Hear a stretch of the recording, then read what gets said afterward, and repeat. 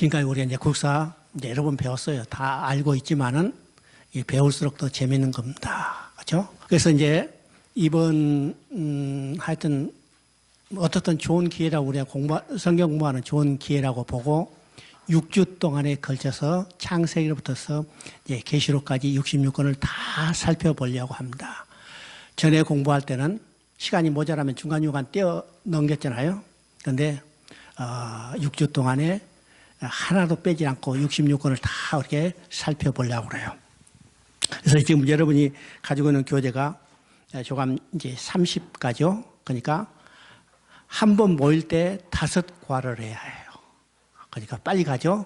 빨리 가지만은 여러분이 이미 이제 대부분 잘 알고 있고 해서 아주 핵심적인 것만 쭉 이야기하면서 하나도 빠지지 않고 66권을 다 공부하려고 합니다. 그래서 여러분이 가급적이면 이 6주 동안 토요일 계산을 하셔가지고 참여해 주시길 바랍니다.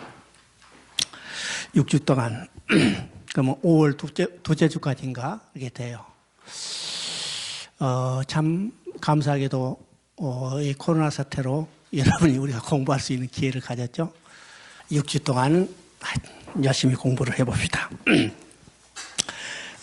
우리 이제 그 앞에 이 교재를 이번에는요, 교재를 가지고 충실히 공부를 하려고 그래요. 교재를. 그래서 오늘은 이제 1과부터 5과까지 하면 이건 창세기 부분을 공부하게 됩니다. 그래서 이번 공부는 1시간 단위로 수업을 하려고 그래요. 그래서 여기 한 가가 1시간, 그죠? 그러면 한 번 모이면 5시간 공부를 합니다. 5시간, 여러분이 혹시 이제 모임이 늦거나 시간을 늦거나 하면 그만큼 늦게 끝날 수밖에 없어요. 50분을 딱 채워야 하니까. 그래서 시간을 잘 지켜주셔야 합니다. 그래서 여러분이 보통 보면 잘 안 모이면 모이는 시간에 맞춰서 수업을 시작하는데 그렇게 하지 않고 정해진 시간에 정확히 시작할 테니까 참석하지 못한 분은 그만큼 손해보는 거예요. 손해보라. 오늘 이제 그 앞에 보면요. 우리가 이제 오늘 종교에 대해서 여러 가지들 이야기하죠. 그러면 모든 사람이 다 종교를 가지고 있습니다. 실제로 지금 중국이나 한국도 마찬가지로 기독교에 대한 핍박이 음양으로 가해지고 있습니다. 종교가 없는 사람이 없는 겁니다. 그래서 세상의 모든 사람은 다 자기 나름대로 종교를 가지고 있는데 그러면 우리가 가지고 있는 기독교야 다른 사람이 가지고 있는 종교가 어떻게 다를까? 우리가 종교를 대별하면요, 크게 2가지로 나눌 수 있어요. 첫째는 인간 중심의 종교입니다. 또 하나는 하나님 중심의 종교예요. 종교를 크게 대별하면 이 2가지 종교밖에 없습니다. 그 대상이 누구를 믿느냐 하는 것은 인간 중심이냐 하나님 중심으로 나눠지는 거예요. 그러면 인간 중심의 종교는 그러니까 하나님 중심의 종교가 어떻게 나눠질 건가?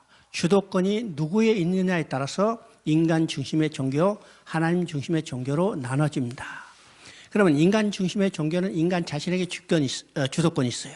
이 말은 인간 자신이 도달하고자 하는 목표를 설정하고 이것을 달성하게 하기에는 계획을 스스로 마련하고 자기가 목표를 설정하고 계획은 세웠지만은 인간은 유한한 존재라 자기가 세운 목표도 스스로 달성할 수 없어요.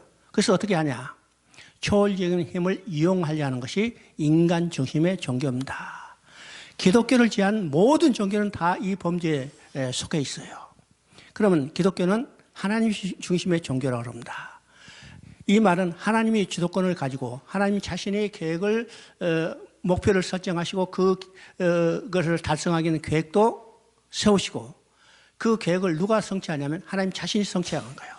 그러니까 처음부터 끝까지 모든 것이 주도권이 누구냐면 하나님 자신에 있습니다. 자신에 있죠. 그러면 인간은 어떤 존재인가? 하나님이 자신의 목적과 계획을 성취해 가는데 인간은 거기에 순응해 나가야 합니다. 그러면 인간이 하나님의 계획과 목적을 성취하는 데 순응해 나가기 위해서는 하나님의 계획과 목적을 알아야죠. 그런데 인간은요, 하나님의 계획과 목적을 근본적으로 알 수 없어요. 왜일까? 유한한 인간이 무한하신 하나님의 계획과 목적을 알 수 없어요. 그런데 알 수가 있습니다. 언제 알 수 있을까? 하나님이 자신의 목적과 계획을 인간에게 알려주면 알 수 있죠. 알려주면 알 수 있어요. 이 알려주는 것을 우리가 쉬운 말로 이야기하면 계시라고 그럽니다. 계시. 그럼 이 계시, 하나님이 자신이 도달하고자 하는, 달성하고자 하는 목표, 이것을 도달하게 하는 계획을 알려주는데, 그 알려주는 것을 계시고 그 계시를 기록해 놓은 것이 성경입니다. 그러면 우리는 성경을 근거로 해서 신앙생활을 하기 때문에 기독교를 계시의 종교라고 그러죠. 다른 종교는 깨달음의 종교라고 해요. 대표적인 종교가 불교자예요. 불교는 각입니다. 깨달음이에요. 또 이 유교 같은 것도 득도에 있어요. 자기가 얼마나 열심히 이 이치를 깨달으느냐, 이 깨달음의 종교입니다. 그런데 기독교는 계시의 종교예요. 하나님이 자신의 목적과 계획을 우리에게 알려줘야 합니다. 그러면 성경은 어떤 책일까? 하나님이 계시를 기록해 놓은 거죠. 그 계시는 어떤 것일까요? 한마디로 하나님의 구원 계획입니다. 에베소서 3장 9절에 나온 것처럼 영원부터 만물을 창조하신 하나님 속에 감춰진 비밀의 경륜이라고 써요. 하나님 속에 감춰졌던 비밀의 경륜. 언제부터? 영원 전부터 만물을 창조하신 하나님 속에 감춰졌던 비밀의 경륜이라고 하는데, 이 경륜을 우리가 이제 풀이해 보면 어떤 일을 잘 계획하고 이것을 조직적으로 성취해 가는 것을 경륜이라고 합니다. 그러면 만물을 창조하신 하나님 속에 감추었던 비밀의 경륜, 하나님이 무슨 일을 잘 계획하시고 있을 성취해 갔을까? 이걸 한마디로 구원 계획이랍니다. 인간을 구원하게 한 계획을 하나님이 제일 잘 계획하시고 이것을 조직적으로 성취해 가는 것, 그것을 기록해 놓은 것이 바로 성경이에요. 성경이죠. 그러면 하나님께서 왜 구원 계획을 잘 계획하시고 성취해 가실 건가? 우리는 성경 전체를 통해서 우리는 그것을 이해할 수 있습니다. 이해할 수 있죠. 그러면 하나님이 구원 계획을 성취해 가는데 그 핵심은 누굴까? 누구를 통해서 성취해 갈 건가? 그것이 바로 성경에 나온 핵심적인 것입니다. 성경은 누구를 증거하느냐? 곧 예수 그리스도를 증거하겠어요. 요한복음 5장 39절에 보면 너희가 영생을 얻으려고 성경을 연구하거냐? 성경이 내게 대해서 증거한다고 그렇습니다. 내게 대해 증거. 그러면 나는 누구냐면 바로 예수 그리스도예요. 예수 그리스도. 그러면 성경 66권은 누구를 증거하는가? 창세부터 시작해서 계시록까지 모든 것은 하나님의 구원 계획을 기록한 것이고 이 구원 계획의 핵심은 예수 그리스도이기 때문에 성경은 예수 그리스도를 통해서 하나님을 떠난 인간을 다시 돌아오게 하는 하나님의 구원 계획이다. 이것이 성경을 한마디로 정의할 수 있는 겁니다. 그러면 여러분이 성경이 무엇인가? 우리 이제 학문적으로 여러 가지들 이야기하죠. 누가 썼고 언제 썼고 뭔가 하지만은 그것보다도 더 중요한 것은 성경의 핵심이 무엇인가를 확실히 알아야 해요. 성경은 하나의 주제입니다. 그 하나의 주제는 하나님을 떠난 인간을 예수 그리스도를 통해서 다시 돌아오게 하는 하나님의 구원 계획을 기록했다. 그래서 성경이 몇 권일까? 우리가 생각할 때 우리가 일반적으로 성경은 66권. 그건 맞는 말이죠? 창세기부터 시작해서 계시록까지 66권 맞는 말이지만은 우리가 성경을 연구하거나 또 공부할 때 우리 머릿속에 정리할 것은 성경은 66권이 아니라 한 권이라는 거예요. 왜요? 성경은 66개의 주제를 가진 책을 모아놓은 전집이 아닙니다. 성경은 오직 한 개의 주제예요. 한 개의 주제를 우리가 쉬운 말로 하면요, 두 장 속에 있는 66과로 나눠서 설명할 뿐입니다. 그러면 66과 두 장은 곧 무엇을 설명해요? 한 개의 주제를 설명하는 거예요. 그러니까 성경은 66권이 아니라 한 권이라고 우리가 머릿속에 정리해야 성경을 올바로 이해할 수 있습니다. 지금까지 우리가 이제 성경을 66권이라고 생각하고 66개의 다른 주제를 가진 책을 모아놓은 것으로 생각하기 때문에 성경을 각각 해체해서 봤어요. 해체해서 봤어. 예를 들면 우리가 이제 시인마로 룻기 같은 책도, 룻기는요 구원 계획 속에 포함되어 있는 하나의 책에 불과하지만은 우리가 이제 일반적으로 성경을 룻기를 해석할 때 어떻게 하는가? 효경 사상을 이야기하는 책으로 이해해왔습니다. 아가서를 이야기할 때도 아가서도 남편과 아내, 남자 여자의 사랑 관계를 이야기하는데 그것은 그리스도와 우리의 사랑, 하나님과 우리의 사랑을 이야기하는 건데 그것을 일반적인 남녀의 사랑으로 이야기하기 때문에 청춘 남녀의 일반적인 연애 편지로만 생각해 버립니다. 이게 주제가 다르죠? 잘못된 생각이요. 그러니까 성경은 66권이 아니라 한 권이라고 우리가 머릿속에 정리를 해야 우리 성경을 우리 바로 이해할 수 있습니다.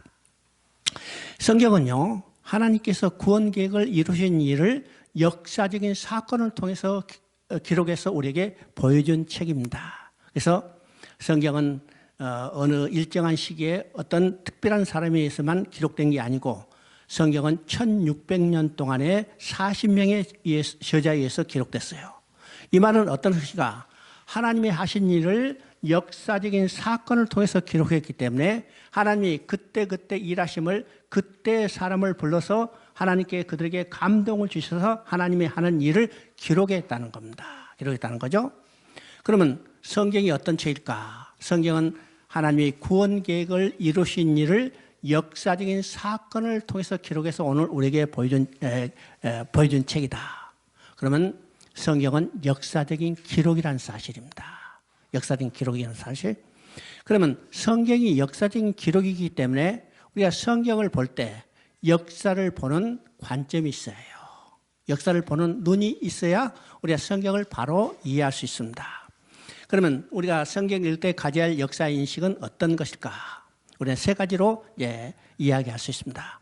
첫째는 역사의 주인은 곧 하나님이시다. 하나님이 모든 주권을 가지고 역사를 운행해 가신다는 거예요. 이 창세기 1장 1절을 보면 성경은 하나님이 역사의 주인이라는 사실을 선포하고 시작됩니다. 태초에 하나님이 천지를 창조하시니라. 자, 역사는 시간과 공간 속에 어떤 사람이 일으킨 사건을 기록해 놓은 거예요. 그러면 거기에 역사의 요소는 아주 핵심적으로 4개가 필요하죠. 첫째는 시간적인 요소입니다. 두 번째는 공간적인 요소예요. 세 번째는 어떤 사건이 일어나는가. 네 번째는 누가 주체인가. 그죠? 누가 주체인가. 그러면 창세기 1장 1절은 시간이 나오죠. 태초에. 장소가 나오죠. 천지죠. 주체가 나오죠. 하나님이시죠. 사건이 나오죠. 창조의 사건이요. 그러면 역사의 주인이 누구인가를 그냥 표시하고 있죠. 시간과 공간을 창조하신 분이에요. 그분이 곧 누구냐면 하나님 자신이라는 거예요. 그래서 성경은 하나님의 역사의 주인이다. 그리고 모든 주권을 가지고 하나님의 역사를 친히 운행해 가신 사실을 선포하고 시작됩니다. 말이죠. 그래서 우리가 성경 읽을 때 가장 첫 번째 역사 인식은 역사의 주인이 누구신가? 곧 하나님이라는 사실을 우리가 이해합니다. 창조의 사건에서도 하나님이 주권을 가지고 운행해 가시지만은 구원 계획을 이루는 것도 하나님의 주권적 역사라는 사실을 우리가 알아야 해요. 알죠? 두 번째 성경의 역사식은 하나님의 역사에는 시작과 끝이 있다는 거예요. 시작과 끝이 있다. 우리가 역사를 관을 볼 때 보편적으로 두 가지 측면에서 봅니다. 서양적 역사관과 동양적 역사관이에요. 서양적 역사관은 유기체적 역사관이라고 합니다. 이 말은 아주 쉬운 말로 어떤 식물이 발화해서 성장해서 열매를 먹고 풍성하게 있다가 다시 쇠퇴해 버려요. 그러면 또 다른 식물이 그 다음에 나와서 또 성장했다가 쇠퇴해지는 이게 반복되는 거죠. 반복되는 겁니다. 그리고 동양적 역사관은 순환적 역사관이에요. 1년에 추나 추동이 계속 반복되고 금년도 반복되고 내년에 반복되고 그 다음에도 반복되고 지금까지 오랜 역사관 계속해서 반복했어요. 이것을 순환적 역사관이라 합니다. 그러면 이 유기체적인 역사관과 순환적 역사관의 중요한 것은 뭘까? 이건 시작도 없고 끝도 없고 그냥 반복되는 것뿐입니다. 실제로 그것이 성장한 것 같지만 성장하지도 않고 새로운 문명이 일어날 뿐이죠. 그러나 하나님의 역사는 시작과 끝이 있다는 거예요. 시작과 끝이요. 끝이 있다는 것은 어떤 의미일까요? 끝이 있다는 것은 도달해야 할 목표가 있다는 거고 그렇다면 기독교 역사는 도달을 목표를 향해서 일정한 방향으로 진행해 가는 겁니다. 진행해 가는 거예요. 그러면 이 도달 목표는 어떤 것일까? 단순한 시작할 때 반복되는 목표가 아니라 더 향상되고 더 완전한 성숙한 목표를 향해서 진행해 간다는 겁니다. 그래서 기독교 역사는 시작과 끝이 있어요. 그래서 계시록 마지막에 3번이나 반복되는 말이 뭐예요? 나는 알파 오메가요, 처음이요 마지막이라는 말입니다. 창세기 때 시작했던 하나님께서 계시록에서 알파로 오메가로 다 성취했다는 거예요. 성취했다는 거죠. 이것이 이제 성경 읽을 때 가져야 할 2번째 역사인식입니다. 이제 3번째 역사인식은 하나님은 자신이 계획하시고 목표와 계획을 반드시 성취하시고 끝내신다는 거예요. 자신이 목표와 계획을 반드시 성취하시고 끝내신다. 이 말을 다른 말하면요, 하나님의 계획은 절대로 실패하는 일이 없다는 거예요. 하나님은 자신의 계획과 목적을 절대로 중단하지 아니하시고 포기하지 아니하시고 변경하지 아니하시고 반드시 계획하고 목표한 대로 성취하시고 이루시는데, 성취되지 않았다면 끝내지 않은 거예요. 반드시 성취하시고 끝낸다는 겁니다. 이것이 우리의 구원의 확신도 되는 겁니다. 하나님이 나를 구원하고 계획했다면 그 일은 절대로 실패하는 일이 없어요. 중단하지 않아요. 포기하지 않아요. 변경하지 않아요.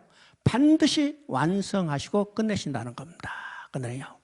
그래서 이제 우리가 성경을 볼 때 이 3가지 역사 인식을 우리가 가지고 성경을 볼 때 성경이 좀 더 명확히 보입니다. 왜일까요? 성경은 역사적인 기록이라고 써요. 이 역사적인 기록은 어떤 것이요? 하나님을 떠난 인간을 돌아오게 하는 하나님의 구원 계획을 성취하는 일을 역사적인 사건을 통해서 기록해서 오늘 우리에게 보여줘요. 그래서 이것을 다른 말, 쉬운 말로 말하면 구속 후의 역사, 구속사라고 그럽니다. 그래서 우리가 이제 성경을 구속사의 관점에서 보게 되는 거죠. 우리가 성경을 구속사로 관점으로 보게 될 때 우리 여러 가지 가장 중요한 것은 하나님의 주권을 인정하고 하나님 은혜를 깨닫고 그에 따라서 우리 신앙이 깊어진다는 사실을 우리가 알아야 합니다. 알아야죠. 자, 저 뒤로 넘어가서 우리가 이제 일과를 봅니다.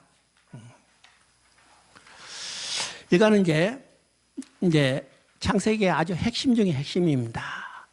핵심 중에 왜일까? 성경 전체에 하나님이 하신 일을 알기 위해서는 하나님의 창조의 목적이 무엇인가를 제일 먼저 알아야 해요. 제일 먼저 알아야죠. 그래서 창세기 1장, 2장은 하나님의 창조의 목적이 무엇인가를 우리가 분명히 깨닫게 하는 가장 중요한 핵심입니다. 우리 창세기 하면 일반적으로 어떤 생각을 가지고 있냐면, 창조에 관한 많은 정보를 우리에게 제공하겠구나 이렇게 생각하지만 실제로 창세기가 전부 50장인데 창조의 기사는 딱 지금 우리가 가지고 배워야 할, 이 시간에 배워야 할 1장, 2장, 2장뿐이에요. 2장뿐이죠. 그러면 창세기를 통해서 창조에 관한 많은 정보를 우리에게 제공한 목적이 아니라는 사실을 깨닫게 되는 겁니다. 깨닫게 되는 거죠. 그런데 왜 창세기에서 창조에 관한 많은 정보를 우리에게 제공한 목적이 아니고 창세기를 기록한 그래서 우리에게 주신 하나님의 마음이 뭘까? 성경 전체를 통해서 하나님이 하실 일 중에 가장 핵심이 뭔가를 깨닫게 하게 했어요. 창조의 목적이 무엇인가를 알게 했어요. 창조의 목적이 무엇인가를 알아야 잃어버린 백성을 찾는 목적이 무엇인가를 알죠? 잘 알아요. 그래서 창세기 1장 통해서 우리가 분명히 알아야 할 사실은 하나님의 창조의 목적이 무엇인가를 분명히 아는 겁니다. 분명히 알죠? 자, 창세기 1장 1절을 보면 태초에 하나님의 천지를 창조하시니라. 이건 아까도 얘기했지만 하나님이 누구신가에 대한 설명이 없이 하나님이 무슨 일을 하시는가에 대한 장엄한 선포가 있습니다. 이 말을 다르게 말하면요, 역사의 주인이 누구신가를 선포하고 성경은 시작되는 겁니다. 시작되죠? 자, 2장 1절 2절 한번 읽어보십니다. 2장 1절 2절 천지와 만물이 다 이루어지니라. 하나님이 그가 하시던 일을 일곱째 날에 마치시니 그가 하시던 모든 일을 거치고 일곱째 날에 안식하니라. 여기서 우리가 중요한 것을 깨달을 것은요, 2가지 용어예요. 첫째는 완성의 개념입니다. 2장 1절에 그랬죠? 천지 만물을 다 이루시니라. 이거 완성의 개념이요. 두 번째는 안식의 개념입니다. 일곱째 날에 모든 일을 다 마치시고 안식하시니라. 그래서 이제 2장 1절 2절에서 우리가 중요한 용어는 완성과 안식의 개념입니다. 그러면 2장 1절에 완성이 나오는데 그러면 1장에서는 하나님의 창조의 과정이 쭉 설명되어 있어요.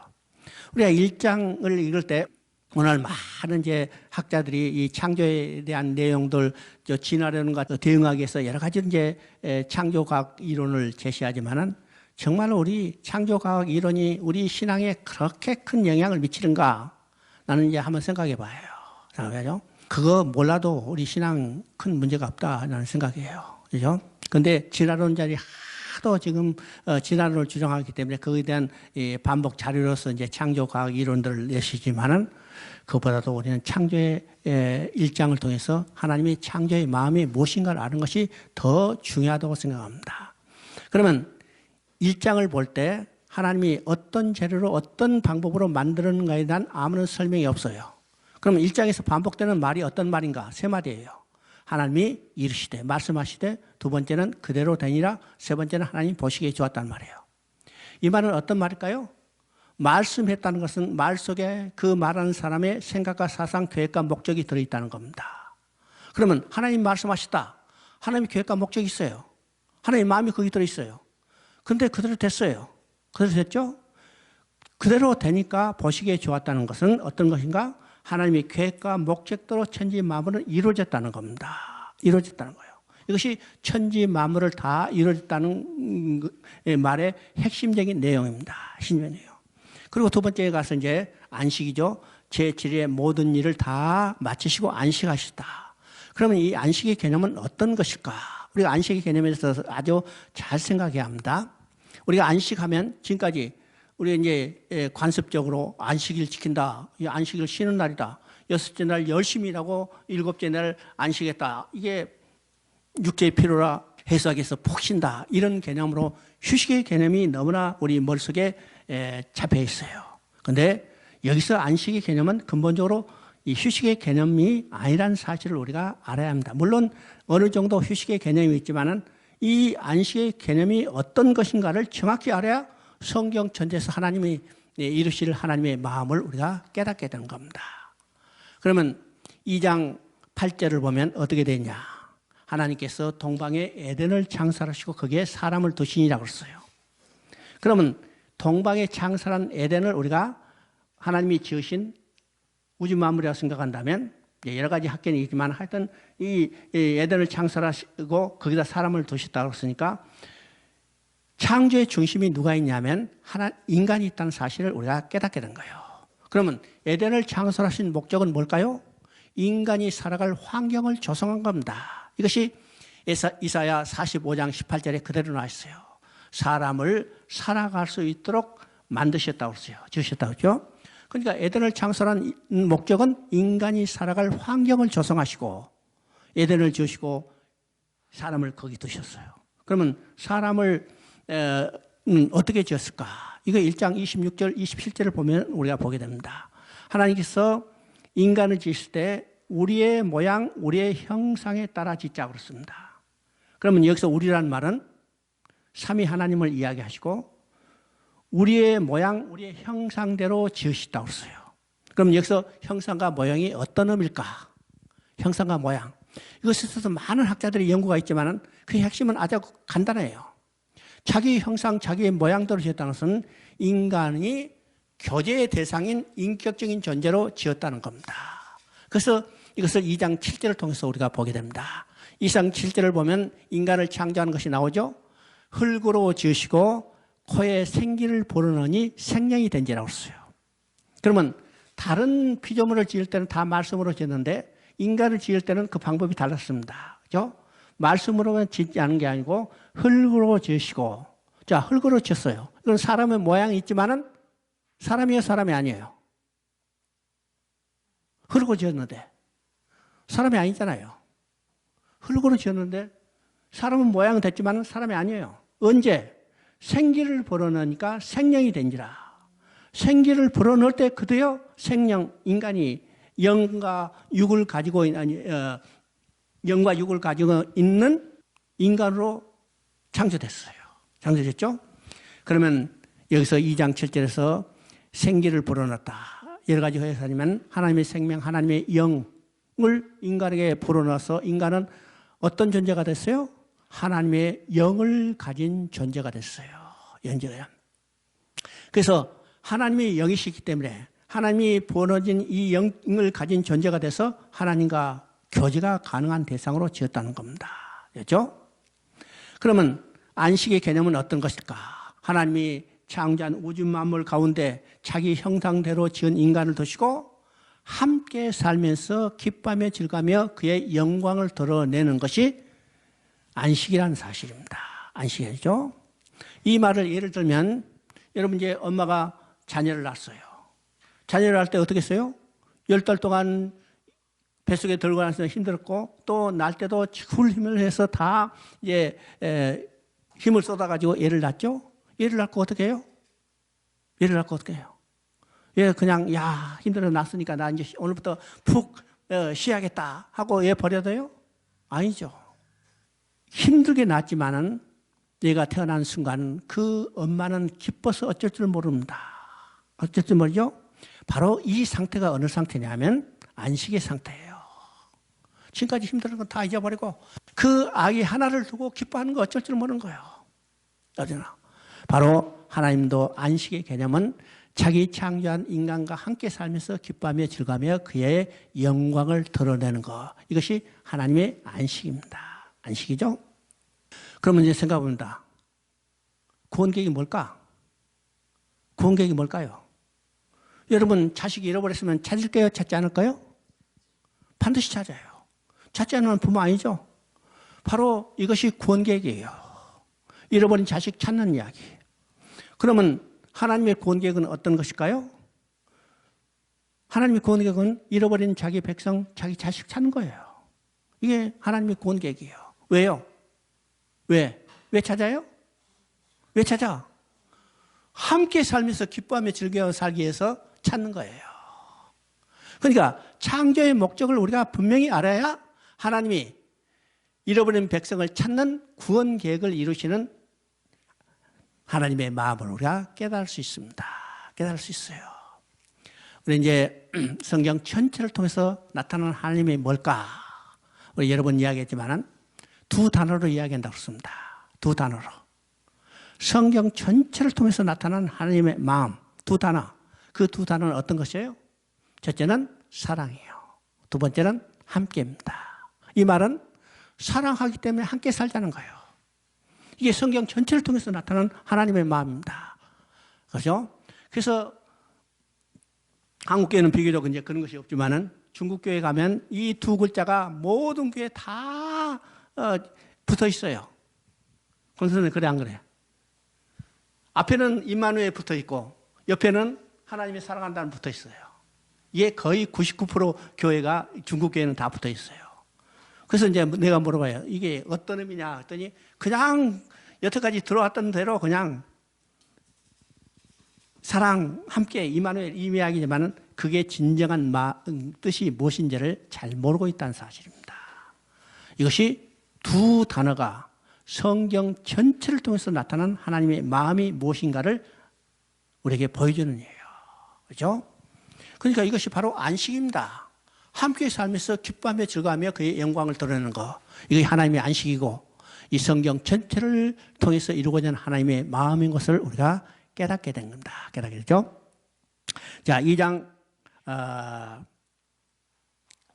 17절을 한번 읽어봅니다. 2장 17절. 선악을 알게 하는 나무의 열매는 먹지 말라. 내가 먹는 말에는 반드시 죽으리라 하시니라.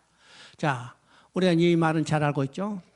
근데 이 말씀을 우리가 어떻게 지금까지 이해하고 있냐면 금지 명령으로 생각합니다. 물론요, 이 말은요, 문자적으로 이야기할 때는 금지 명령이에요. 먹지 말라. 먹으면 반드시 죽으리라. 그렇기 때문에 문자적으로만 이해하면 금지 명령이죠. 금지 명령. 근데 이 말 속에도 하나님의 마음이 어떤 것인가를 깨달아야 합니다. 왜 선악과를 거기 두고 먹지 말라 하셨을까요? 먹으면 반드시 죽는다고 말씀하셨을까요? 우리가 문자적으로 해석해서 이것이 금지 명령이라고 이야기한다면 하나님을 고약한 하나님으로 만들 수도 있어요. 그럴까요? 하나님 본래 거기다가 선악과를 두지 않았으면 인간이 따먹고 범죄할 일도 없죠. 근데 왜 선악과를 두시고 먹지 말라, 먹으면 반드시 죽는다고 말할까? 먹지 말라 하니까 더 먹고 싶잖아요. 그죠? 그래서 따먹었어. 따먹고 범죄했어. 그러면 범죄의 근본적인 동기와 책임을 누구에게 돌릴 수 있냐면 하나님께 돌릴 수 있어요. 근데 우리가 하나님의 관점에서 이것을 생각해 보면 왜 하나님이 거기다 선악과를 두시고 먹지 말라, 먹으면 반드시 죽는다고 말씀하셨을까? 말씀할까? 자, 하나님의 관점에서는 이건 금지 명령이 아니고 하나님과 인간의 관계를 영원한 관계로 맺어주기 위한 하나님의 언약입니다. 언약이죠. 자, 우리가 성경을 보면요, 하나님과 인간의 관계를 세 가지 관계로 이야기합니다. 세 가지 관계로. 첫째는 왕과 백성의 관계입니다. 자, 성경 전체를 보면 하나님의 나라를 건설하려는 거예요. 많은 사람들이 이제 성경을 하나님 나라의 관점에서 보는 이제 학자들도 있죠. 실제로 이제 우리가 국사를 관점에서도 볼 때도 하나님 나라를 건설하는 데 있어요. 그러면 나라가 되기 위해서는 왕이 있어야 하고 백성이 있어야 합니다. 그러면 하나님 나라이기 때문에 하나님이 왕이시고 또 자기 형상대로 지은 인간 아담과 하와가 백성이에요. 백성이죠. 그러면 우리가 나라를 볼 때 왕이 있고 백성만 있다면 나라가 성립될 수 있는가? 아니요. 중요한 것은 뭐냐면 왕이 백성을 다스리는 주권이 있어야 합니다. 주권이 있어야죠. 왕이 백성을 다스리는 주권이 없다면 이것은 허수아비예요. 우리 역사에도 그런 왕도 있었고 중국 역사도 그런 왕이 있었어요. 주권이 없는 왕은 허수아비죠. 그건 나라로 성립될 수 없어요. 그런데 지금 창세기에서는 하나님 나라를 건설할 때 하나님이 왕이시고 하나님의 형상대로 지은 인간이 백성이라면 하나님이 백성을 다스리는 주권이 있어야 합니다. 그 주권이 뭐냐? 하나님의 명령이에요. 또 오늘 국가에서는 법으로 나타납니다. 법으로 나타나죠. 그러면 창세기 2장 17절은 왕이신 하나님께서 그 백성을 다스리는 법입니다. 명령이에요. 명령. 문제는 뭐냐? 백성인 아담과 하와가 이 법을 지키지 못했다는 것입니다. 만약 이 법만 지켰다면 인간은 하나님이 왕으로서 통치한 나라에서 하나님의 주신 생명으로 하나님의 공급을 받으며 하나님의 보호를 받으며 하나님과 영원히 함께 살 수 있어요. 아시죠? 그런데 인간이 법을 지키지 못하는 데 있습니다. 두 번째, 하나님과 인간의 관계는 어떤 관계인가? 남편과 아내의 관계예요. 남편과 아내의 관계예요. 우리가 남편과 아내의 관계니까 무슨 하나님과 인간이 남편과 아내가 될 수 있는가 이렇게 생각하지만은 성경은 창세로부터 시작해서 계시록까지 하나님과 인간의 관계를 남편과 아내로 관계를 이야기했습니다. 우리가 예를 들면요, 계시록 19장을 보면 어린 양의 혼인잔치 사건이 나타나요. 거기에 신랑은 누구예요? 어린 양 되시는 예수 그리스도예요. 신부는 구원받은 우리 성도들이죠. 그러면 그리스도와 우리의 관계는 남편과 아내의 관계입니다. 신랑과 신부의 관계예요. 이것이 계시록에만 나타나느냐? 우리가 다른 것에도 나타나요. 에베소서도 하나님과 인간의 관계, 그리스도와 교회의 관계를 남편과 아내의 관계로 이야기하고, 또 구약에서도 호세아서나 아가서나 성경 전체가 하나님과 인간의 관계를 남편과 아내의 관계로 이야기하죠. 그리고 뿐만 아니라 성경 곳곳에서도 하나님과 인간의 관계를 남편과 아내의 관계로 이야기합니다. 그러면 창세기도 그런 관계가 있죠. 창세기 2장 18절부터 24절까지는 바로 하나님과 인간의 관계를 남편과 아내의 관계로 이야기합니다. 그러니까 성경은 하나님과 인간의 관계를 남편과 아내의 관계로 이야기합니다. 그러면 남편과 아내의 관계는 어떤 관계냐면 결혼의 관계예요. 결혼 관계. 아무리 예쁜 여자가 많이 있다 하더라도 결혼하지 않으면 아내라 부를 수 없어요. 아무리 멋있는 남자가 많다 하더라도 결혼을 하지 않으면 남편이라 부를 수 없어요. 남편과 아내가 되어서는 반드시 결혼해야 합니다. 결혼해야죠. 그러면 우리가 이제 이 남편과 아내의 관계, 결혼 관계를 한번 생각해 봐요. 그럼 남자 여자가 만났어요? 서로 눈이 맞아서 연애하죠. 그러면 이 연애한다, 사랑한다는 개념이 어떤 것일까? 사랑한다는 개념은 함께 살고 싶은 거예요. 그래서 자꾸 만나고 싶죠? 만나고 싶어요. 만나고 싶어. 함께 있고 싶은데 결혼하기 전에는 함께 있을 수가 없어요. 순간적으로 어느 시간 동안 잠시 만났다가 또 헤어지고 만났다가 또 헤어지기 때문에 야, 돈도 많이 들고 마음도 아프고 시간도 많이 빼니까 아예 그냥 결혼하자. 결혼의 목적이 뭐예요? 함께 사는 겁니다. 결혼의 목적은 함께 사는 거예요. 함께 살게, 결혼하면 어떻게 되는가? 각각 다른 집에 살던 두 남녀가 이제는 한 집에 살고 한 방에 살고 한 침대에 사는 거예요. 이게 결혼 목적입니다. 왜요? 사랑하기 때문에. 이게 남편과 아내예요. 하나님과 인간의 관계도 남편과 아내가 돼서 어떻게 해요? 함께 사는 거예요. 왜요? 사랑하기 때문에. 그래서 성경에서 가장 중요한 두 단어는 사랑과 함께라는 말이죠. 함께. 그러면 결혼할 때 뭐가 필요해요? 서약이 필요합니다. 서약. 그러면 창세기 2장 17절은 바로 하나님과 인간의 관계, 남편과 아내의 관계를 맺어주게 한 서약이에요. 언약이죠. 문제는 뭐냐? 아내된 이 인간이 이 언약을 지키지 못했던 데 있습니다. 아내된 인간이 이 언약만 지켰다면 하나님의 사랑을 받으며 하나님과 인간이 남편과 아내의 관계에서 영원히 살 수 있어요. 영원하죠? 그래서 이것을 사랑의 언약이라고 합니다. 그래서 호세아 6장 7절을 보면 아담이 언약을 어겼다고 이야기해요. 왜 호세아 선지자를 통해서 아담이 언약을 어겼다고 했을까? 그러면 아담이 어긴 언약은 어떤 것일까? 아담이 어긴 언약은 선악과를 따먹은 거죠. 그러니까 선악과는 분명히 언약이라는 사실입니다.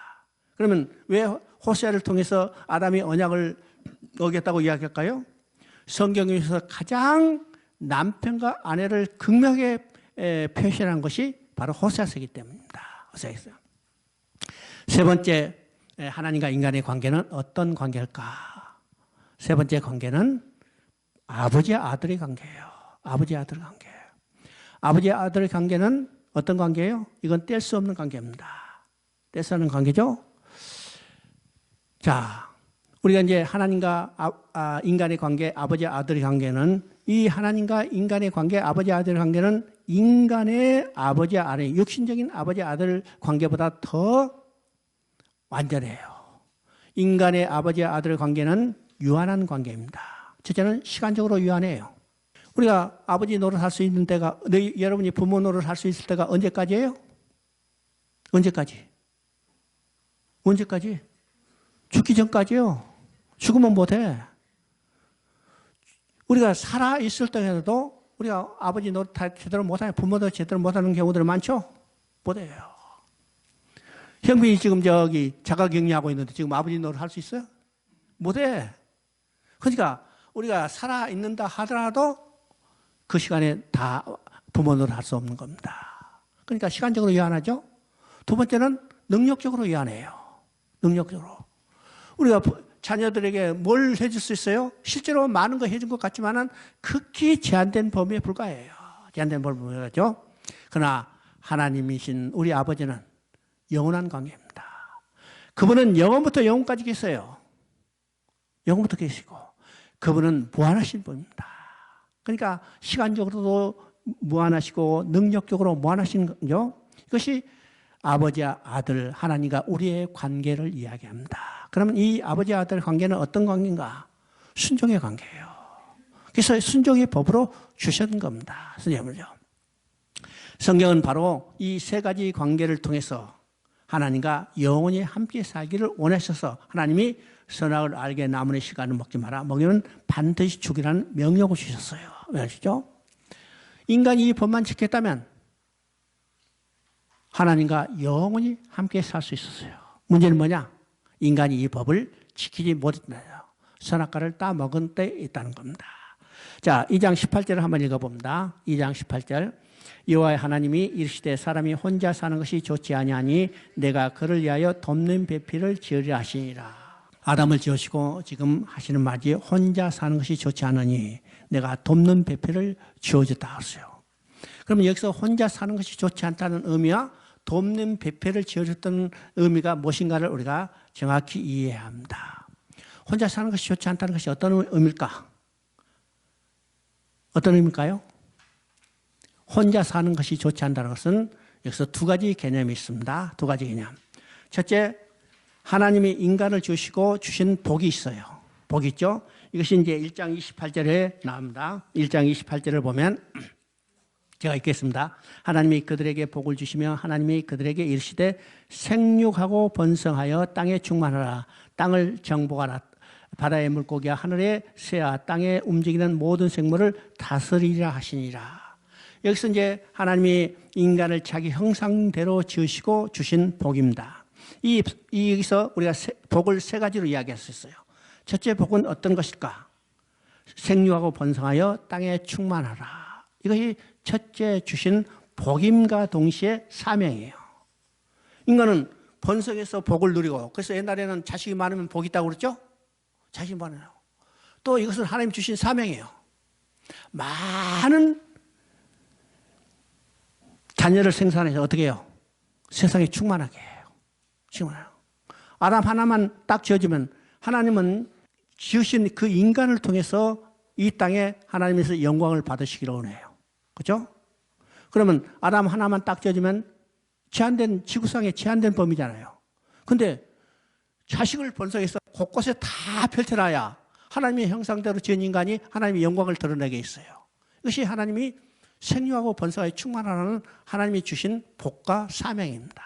사명이죠. 두 번째 복은 어떤 것일까? 다스리라, 정복하고 다스리라. 이건 왕적 권세입니다. 세 번째 복은 어떤 것인가? 하나님의 영광을 드러내요. 이사야 43장 21절에 영하시면 내 백성을 찬송하면 내 영광을 찬송케 하려 함이라. 하나님은 우주 만물을 지으시고 인간을 지은 목적은 인간을 통해서 우주 만물을 대표해서 우주 만물을 대신해서 하나님의 영광을 드러내게 하신 목적이었어요. 그러니까 이것을 바로 하나님의 영광을 드러내게 하는 예배적 존재로 지으셨다는 거죠. 그건 바로 제사장적 사명입니다. 제사장적 축복이에요. 축복인데, 그러면 이제 창세기 2장 18절에서 혼자 사는 것이 좋지 않다는 말은 첫째는 어떤 것일까요? 아담 혼자 가지고는 번성할 수 있어요, 없어요? 없어요. 그래서 혼자 사는 게 좋다는 것은 하나님이 주신 복과 사명을 누릴 수 없다는 겁니다. 누릴 수 없어요. 두 번째, 혼자 사는 것이 좋지 않다는 것은 교제의 대상이 없다는 거예요. 교제의 대상이 없어요. 여러분, 자가격리 2주만 해보세요. 가슴이 답답하고 숨통이 터질 것 같죠? 우리는 일반적으로 그냥 태어나서부터 이게 사회적 관계를 유지하기 때문에 그거 별로 느끼지 못하지만은 요새 자가격리한 사람들 견디질 못하고 도망가잖아요. 이 교제의 대상이 없기 때문에. 그래서 인간의 가장 어렵고 힘든 비참한 일은 교제의 대상이 없는 겁니다. 없는 거예요. 일생 같이 살다가 한쪽이 일찍 죽었어. 그러면 그 남은 배우자는 견디기 어려운 거예요. 혼자 사는 것이 좋지 않다는 것이 바로 교제 대상이 없다는 겁니다. 그래서 이 돕는 배필은 어떤 것이에요? 바로 생육하고 번성하고 충만한 삶과 복을 함께 누릴 대상을 지어주신 거, 또 교제의 대상으로 지어주신 겁니다. 교제 대상. 그래서 그 지어준 것이 누구냐면 여자예요. 여자는 어떤 존재일까? 기능이 다르지만은 동등한 인격적인 인격을 가지고 서로 교제하며 그것을 통해서 하나님 주신 사명과 복을 누리고 어떻게 해요? 축복을 누릴 수 있도록 지어주셨다는 겁니다. 이것이 혼자 사는 것이 좋지 않으므로 돕는 배필을 지어줬다는 이 의미입니다. 그죠? 그래서 그 다음에는 이제 하나님이 여자를 지어줬어요. 여자를 지었죠. 아담을 잠들게 하고 갈빗불을 뽑아서 여자를 지었는데 자, 아담이 그걸 보고 내 뼈 중에 뼈요 살 중에 살이라고 씁니다. 그러면 아담이 자기 갈비뼈를 뽑아서 지어진 여자를 보고 내 뼈 중에 뼈요 살 중에 살이라면 아담과 하와는 두 몸이 한 몸이요? 어? 두 몸이 한 몸이요. 한 몸? 2장 24절을 보면 자, 두 사람이 부모를 떠나서 한 몸을 이룬다. 이게 이제 우리 성경은 한 몸을 이룬다고 했기 때문에 별로 이렇게 딱 교리적으로 다가가지 않아요. 옛날 성경에 보면 두 몸이 합하여 한 연합을 이뤘다고 했어요. 연합. 나는 옛날 한글 성경 그것이 번역이 더 우리가 이해하기 쉽다고 생각해요. 연합이에요. 여기서 중요한 연합 교리를 지금 이미 계시하고 있습니다. 그러면 남자, 여자, 그죠? 남편과 아내는 두 몸의 한 몸을 합하여 한 몸을 이루는 연합의 관계입니다. 연합의 관계죠. 자, 이것을 통해서 하나님과 인간의 관계, 아담과 하와의 관계를 통해서 하나님과 인간의 관계, 그리스도와 성도의 관계를 계시하고 있는 겁니다. 그러면 하나님과 인간의 관계, 그리스도와 교회의 관계는 어떤 관계예요? 두 몸이 합하여 한 몸을 이루는 연합의 관계입니다. 연합의 관계요. 이것이 바로 에베소서 5장 31절 32절에 그대로 나타납니다. 에베소서 5장 31절 32절을 한번 여러분 찾아보십시다. 에베소서 5장 31절 31절 그러므로 사람이 부모를 떠나 그의 아내에 합하여 그 둘이 한 육체가 될지니라. 이 비밀이 크도다. 나는 그리스도와 교회에 대해서 말하노라. 자, 여기 남편과 아내의 관계를 통해서 누가 누구의 관계를 이야기해요? 그리스도와 교회. 그리스도와 교회는 그리스도와 오늘 우리 성도들 이야기해요. 그래서 이 비밀이 크도다 그랬어요. 이 비밀이 크도다. 이건 인간이 이해하기 힘든 비밀이에요. 어떤 걸까요? 하나님과 인간의 관계, 그리스도와 우리 성도의 관계는 두 몸에 합하여 한 몸을 이루는 연합의 관계입니다. 그러면 이 연합의 관계가 됐기 때문에 두 몸은 나눌 수 없고 그리스도에 이루어진 일이 곧 우리에게 이루어진 일이라는 겁니다. 이런 일이요. 이것을 이제 더 구체적으로 하면 교회를 그리스도의 몸이라고 그래요. 그리스도의 몸이라고 그러죠. 그리고 교회의 머리를 그리스도로 하고 우리 교회 지체를 성도라 그럽니다. 그러면 이 몸은요, 머리와 지체로 이루어졌죠. 머리는 그리스도고 교회의 몸을 이루는 지체는 우리 성도들이기 때문에 이 두 몸이 합하여 한 몸을 이룬 겁니다. 이것이 연합의 관계입니다. 연합의 관계요. 그러면 두 몸은 나눌 수 없어요. 머리와 지체를 나눌 수 없죠. 나누고 또 지체에 이루어진 일은 머리에 이미 이루어진 일이에요. 그렇죠? 내가 손가락을 하나 움직여도 이건 이 머리에서 이미 이루어진 일입니다. 이런 일이죠. 그래서 두 몸은 나눌 수 없고 머리에 이루어진 일이 곧 지체에 이루어진 일이고 머리에 이루어진 일이 지체에 이루어진 일이기 때문에 이거는 성경에서 중요한 교리를 계시하는 거예요. 연합교리입니다. 연합교리죠. 그러면 우리는 그리스도와 합하여 한 몸을 이뤘어요. 그리스도에게 이루어진 일이 곧 내게 이루어진 일이에요. 그래서 그리스도가 십자가에 못 박혔을 때 그리스도와 연합된 나도 함께 십자가에 못 박혔어요. 그리스도가 장사될 때 그리스도와 연합된 우리도 함께 장사됐어요. 그리스도가 부활할 때 그리스도와 연합된 우리도 함께 부활했어요. 그리스도가 하늘에 올라서 하나님 우편에 앉아 계실 때 그리스도와 연합된 우리도 하나님 우편에 앉아 있어요. 그래서 지금 여러분 지금 실체가 어디 있어요? 실체가 어디 있어? 이미 하나님 우편에 앉아 있잖아요. 이미 우리는 하나님 우편에 앉아 있어요. 이 죽을 육신의 몸을 가지고 이 땅에 살아가지만은 우리의 실체는 하나님 우편에 있기 때문에 우리는 그것을 바라보고 달려가는 거예요. 이것이 우리 신앙생활입니다. 신앙생활이죠. 자, 에베소서 2장 5절 6절을 한번 읽어봅니다. 에베소서 2장 5절 6절 허물로 죽은 우리를 그리스도와 함께 살리셨고 너희는 은혜로 구원을 받은 것이라 또 함께 일으키시다 그리스도 예수 안에서 함께 하늘에 앉히시니. 자, 우리가 어디 있는가를 확실히 알아야 합니다. 확실히 알아요. 그래서 오늘 우리가 환경이 어떻든지 간에 심지어 우리가 육신의 죽음이 있을지라도 우리는 어디에 있다는 것을 확신해요? 하나님 우편에 앉아 있다는 것을 확실해야 합니다. 그러니까 육신이 죽는 것이 두려운 게 아니죠. 왜요? 우리 육신이 삶이 끝나는 날 어떻게 해요? 우리는 하나님 우편에서 영원히 하나님과 함께 기뻐하며 즐거운 삶을 누리게 될 것이기 때문입니다.